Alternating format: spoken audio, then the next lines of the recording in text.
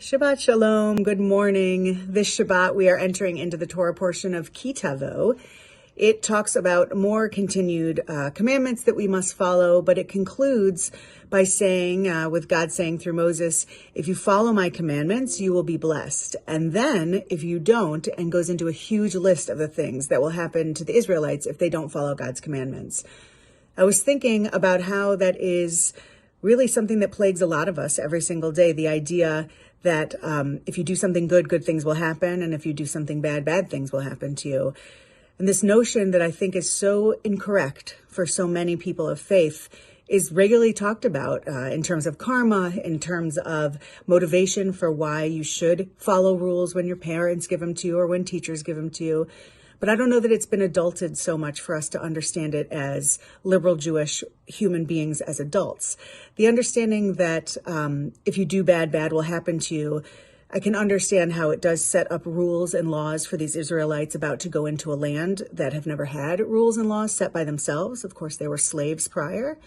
But I can only imagine in our world, if we lived only thinking that if we did good things, we would get good things. And if we did bad things, we would have bad things happen to us, that would actually create far more chaos than I already have. When I think about the book that Kushner wrote, When Bad Things Happen to Good People, that's more aligned with my adult vision of what happens. Sometimes we don't understand why bad things happen to us. Sometimes we don't understand why good things happen either. But this notion that there's some checks and balances, that there is some understanding that God is keeping a list of naughty and nice, if you will, from our neighboring religion, that isn't what Judaism teaches. Judaism teaches Lech HaChaim, go towards life. And in doing that, some things will happen that are not good, that are horrible. We have tragedies all around us. And some things will happen that are good. We have unbelievable, miraculous moments of gratitude that surround us every single day. And that those two items aren't directly connected to what happened immediately prior or how our checks and balances add up. It's really much more about this master plan of what life can look like. God tells the Israelites, even in this parsha, I have chosen you and you have chosen me. And in that agreement, in that breach, that covenant that we make with God, we're also giving up a little bit of autonomy because we can only do so much. We have the ability to make whatever decisions that we are given, but we have total autonomy that once we make those decisions and once those decisions are made, the reactions that follow.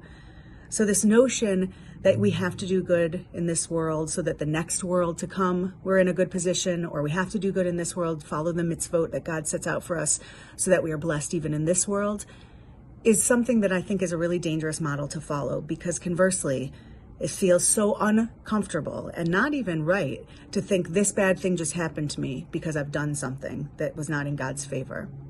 So as we move through Shabbat and read through this Torah portion, I challenge you to think about some times in your life when you have been unbelievably blessed and the surroundings to that blessing. And at the same time, I challenge you to think of times when it has been horrible, when it feels like you cannot put one foot in front of the other. And what were the surrounding circumstances of that? And I have a feeling, and I'm interested to know, if those circumstances around those situations have anything to do with the immediate response of something good or something bad happening. Many people can be Jewish and believe in karma. It is not conflictual. However, this notion that Jews need to do God's commandments for God to bless us seems to be missing so much of the beauty and point of Judaism.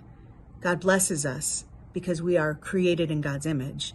God blesses us because hopefully we're trying our best to be authentic, to be who we were made to be good people.